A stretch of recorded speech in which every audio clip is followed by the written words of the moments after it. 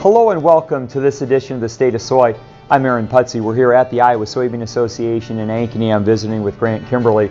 Grant's a farmer, also serves as the Senior Director of Market Development for Iowa Soybean Association. And Grant, you were recently in California, one of a number of Iowans who joined in some discussions and meetings out there when Chinese President Xi visited the United States as part of a meeting, a broader meeting among economic leaders from Asia and the Pacific, and also a meeting with President Biden. You were there for a very specific reason. What was that? Yeah, that's right, Aaron. I was invited to go out along with another half dozen to a dozen Iowans and other people who had connections to China to meet with President Xi as well. And we had that opportunity to meet with him briefly on the side of the Asia-Pacific Summit.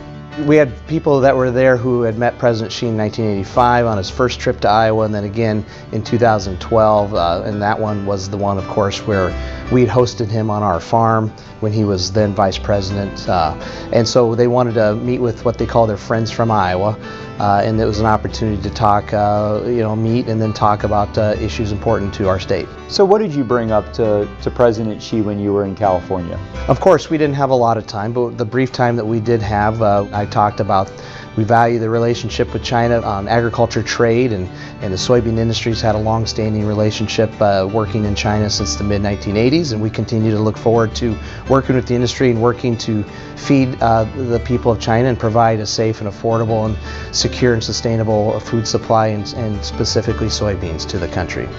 Why is that connection between them, between the U.S. as it relates to soy and China so vital?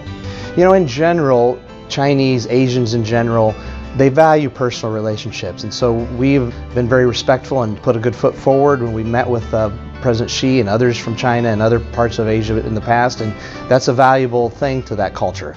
And of course, this is the biggest market for soybeans in the world by far, and there's not even another one even close. 60% of the world's globally traded soybeans go to China every single year. About 30% of all the soybeans we grow in the United States get exported to China every year. So it's very important that we maintain the relationship there and work with the industry and work with that country, and this was another opportunity to further that relationship. There's 1.4 billion people in China.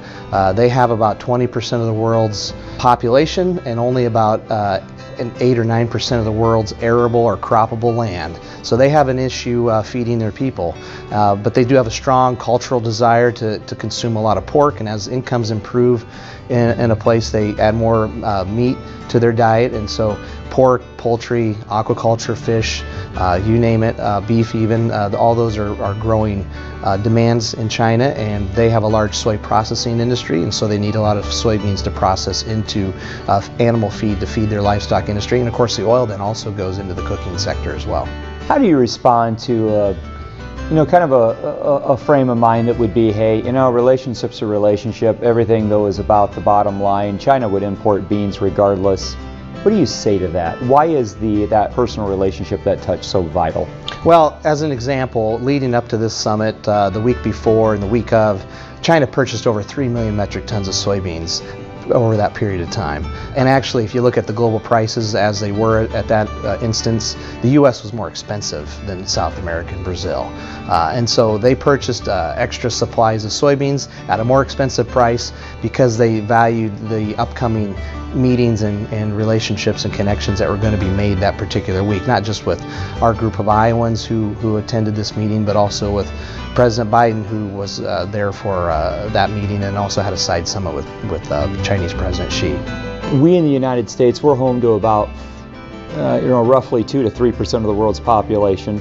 The world's getting a lot scratchier out there, and yet we are so dependent on global trade to move soybeans because we're so good at growing soybeans. Where do you see this heading over the next year or two? Yes, we've had our challenges with China. We'll continue to have those challenges, and that was even addressed specifically by President Xi to our own group. Here we are, a group of Iowans. He was talking to us about his meeting with President Biden.